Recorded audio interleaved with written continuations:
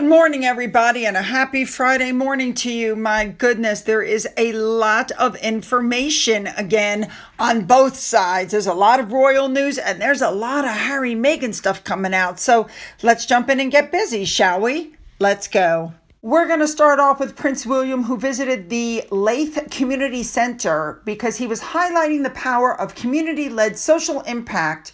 There's a new collaboration between the Royal Foundation and Street Soccer Scotland.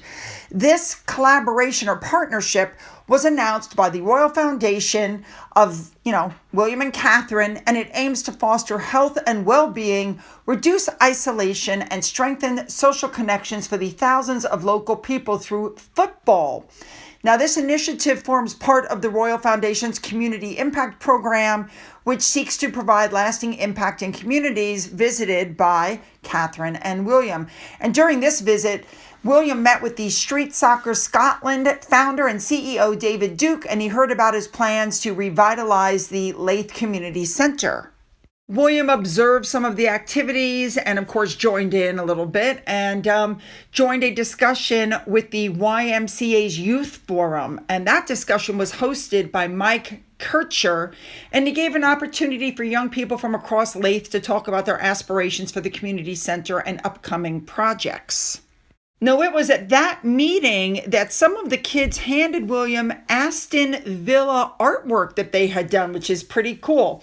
Now, this Street Soccer Scotland originated in Leith in 2009, and it has been giving free football-themed training and personal development programs for socially disadvantaged adults and young people across Scotland.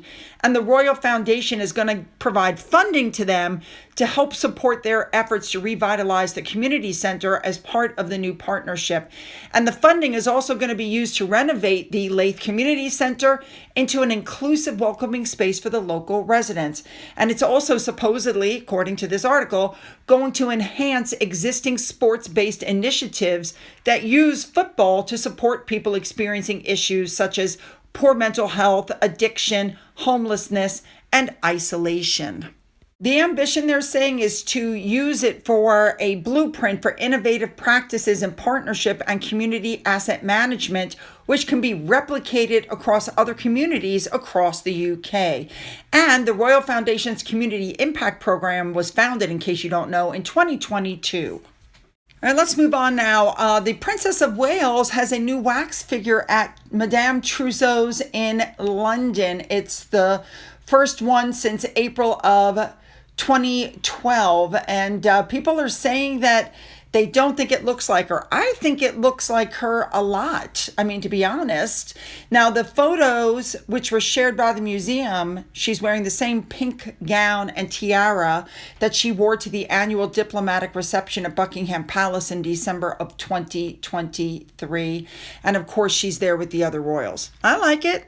Let's move on now to Catherine and William, who went to Glasgow to attend the official naming ceremony of the HMS Glasgow. I told you that Catherine was the ship's sponsor and that, she was going to go there today to help launch the ship. Now, this took place on May 22nd. They were at the BAE Systems shipyard. And as I just said, Catherine was the sponsor of the HMS Glasgow, which is a state-of-the-art anti-submarine frigate. She was named that in June of 2021. So she gets there, she walks up with William looking absolutely gorgeous in this blue, I think they called it a jacket dress. It's a UK thing, I'm assuming. In other words, she's wearing a coat. There's something underneath. That's not the only thing that she was wearing, if that makes sense. Anyway, Catherine gets there, she shakes hands, she walks, there's a little bit of a ceremony, and then after the ceremony, they walk her up to a microphone, and she says a few words, and then she hits a button, and this bottle of whiskey, I always thought they used wine or champagne, but apparently this time it was whiskey, and it hit the side of the ship. So here's what she said. After the man walked her up there and showed her what to push in order to launch the bottle of whiskey at the ship, Catherine said, and I'm quoting, "I have the pleasure to name this ship HMS Glasgow. May God bless her and all who sail on her." And then she reached over, hit the button, and the bottle of whiskey broke against the ship's hull. And, people clapped, and there was some music playing right after that.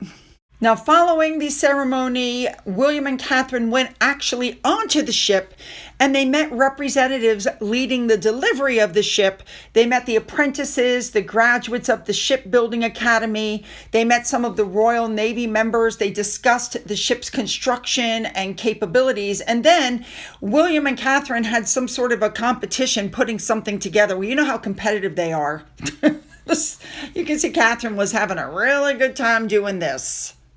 Now, when they were done with all of this, of course, they left the ship, and there was some beautiful flowers waiting for her, when she got off the ship. It's being said that Catherine held a real interest in the ship and in the lives of those who were serving on board. Also, FYI, her outfit was the colors of the Scottish flag. So, of course, they're saying that her outfit was a nod to the ship.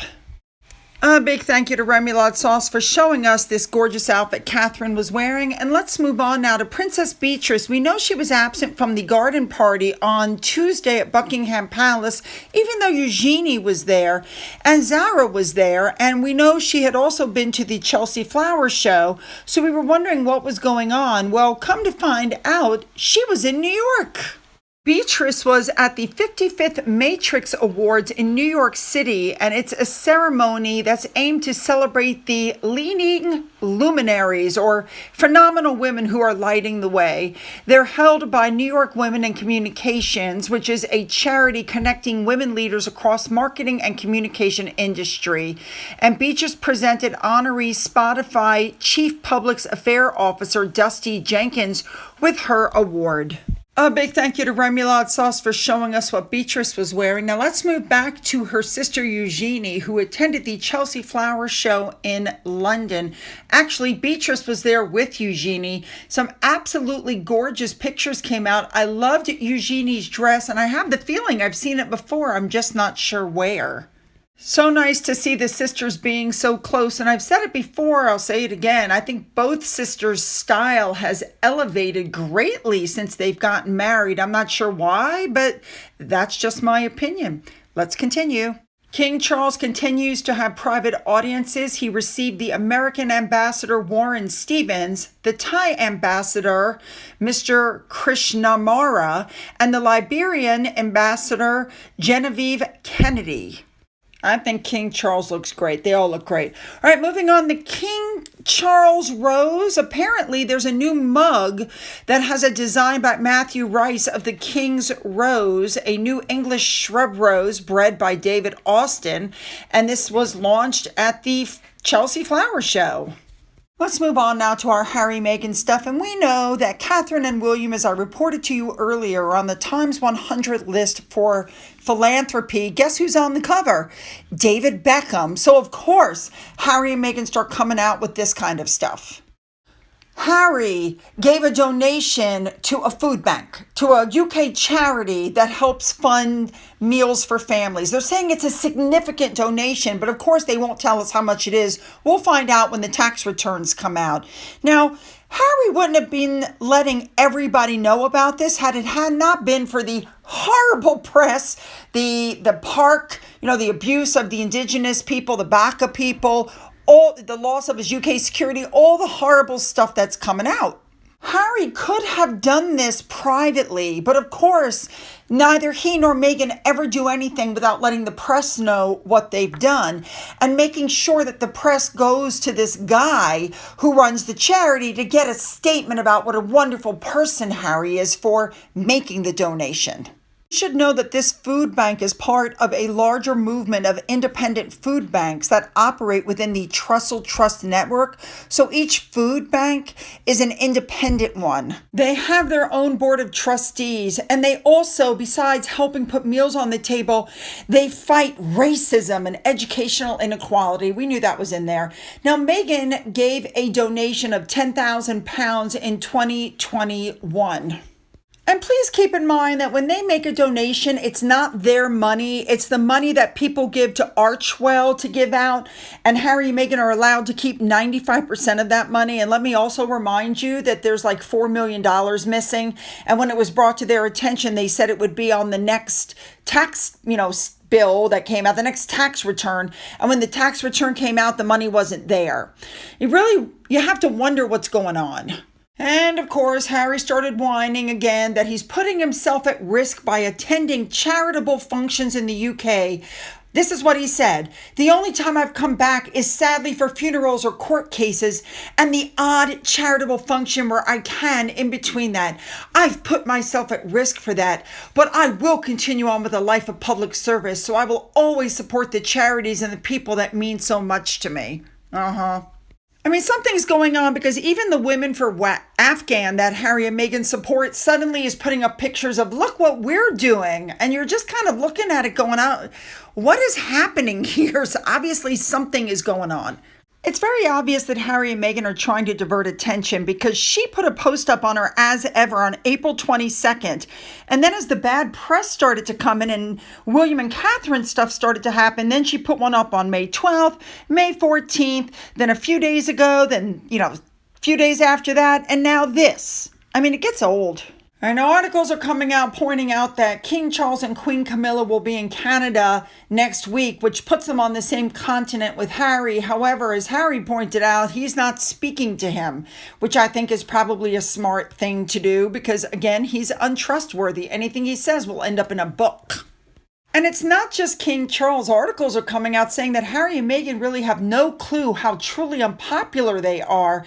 It's come out that the Queen didn't want to be alone with them in case they secretly recorded their meetings. One of the Sky News hosts pointed out that the couple has become a joke everywhere. And Kinsey Schofield said, if you read comment sections, everyone in the United States is like, please take them back to the UK. And she even said, I don't think they remotely have any clue as to how unpopular they have become. They recently did a poll. 97% of respondents say that King Charles should strip Harry of his royal title as soon as he moved to Montecito. They're saying that he might not do that because he's not confrontational. However, they're saying that William is going to put his foot down, and he's absolutely, they're saying, going to rock Harry and Meghan's world. And Meghan is going to be humbled very quickly is what's coming out. All right, let's change the tone just a little bit. Princess Diana's former royal butler, Paul Burrell, has made the announcement that he has written a deeply personal and intimate memoir about his life behind palace balls. The new book is called The Royal Insider, and apparently it has a bunch of untold stories of his life working with the royal family, and it's coming out in September. He did publish a previous memoir, but he says now this is the story in full. It's going to have insight into the breakdown of Charles and Diana's marriage, his relationship with William and Harry, who he watched grow up. And it was Harry and William who issued a statement in 2003 saying the publication of his last book was a cold and overt betrayal of Diana's trust. Whew. All right, let's move on now. People are talking about this weird mood board that, Meghan posted. It's like she's a 40-something-year-old woman using what looks like Pinterest. But what people are noticing is how it was supposed to be a celebration of 7 years of marriage, but there was no mention of Prince Harry. Like she was wishing a happy anniversary to herself. And in every photo, she was the center of focus, and he was just, there. It was so odd. People are commenting they've never seen such a grown woman who's almost middle-aged fixated on a quote-unquote love story. It's weird. And they've also never seen a woman so obsessed with herself. And it's pretty obvious that Harry is unhappy. He's lost his country. He's lost his security. He's lost his family. His wife is, writing a book. His wife has started As Ever. His wife is doing a show. His wife is trying to be a star. What happened to all their philanthropic work? It's just, you never hear about it anymore. So GB News star Mark Dolan said that Meghan's eyes are already on the horizon. We already know that she was shopping around for a divorce book. And they're saying that she might already have set her sights on husband number 3, and that if she does get remarried, it will absolutely be a billionaire. I mean, he said she's got fame, control, power. She has a platform, her Instagram, but the one thing she hasn't got yet, her next husband. And just a reminder, Meghan said in their Netflix docuseries that it really wasn't her fault that he lost his friends and his family and his country and he left, even though everybody was trying to blame her. Do you guys remember when she said this? When a guy falls in love with a girl, his buddies are like, oh my God, he changed. I don't see him anymore. He's always with her. And you blame the girl. They're angry with her because she's the thing that took him away. And that's whether you're in a small town or a big city or in the royal family. It's all changed when you got here. So it's your fault. She then went on to say, he wouldn't ever have been attracted to or interested in me if he hadn't already been on his own path. Most people need to find someone to blame to try to reconcile how you're feeling because something's changed and it doesn't feel good and you don't like it. And what's the thing that's different? Well, it all changed when you got there, so it's your fault.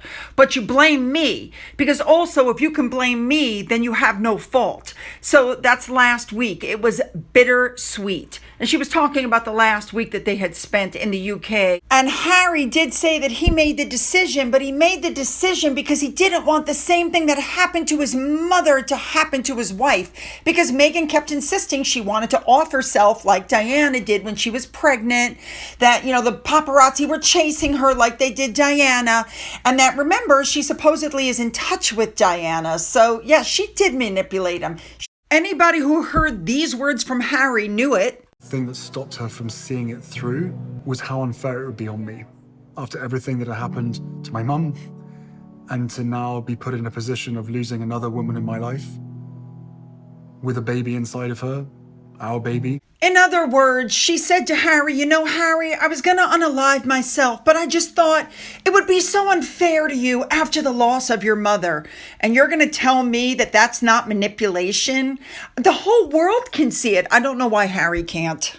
Oh my goodness, I really want your comments on this, so make them good. Don't forget to hit the like and the subscribe button and the bell for all notifications. And then when you go down into the description box, you'll find the link to my Twitter, Gettr, Rumble, email, my father's book, which is still up for sale, my second channel, and my Amazon wish list, as well as a physical address. For those of you who've donated to my coffee fund, thank you so much. And as always, you guys, have a great day.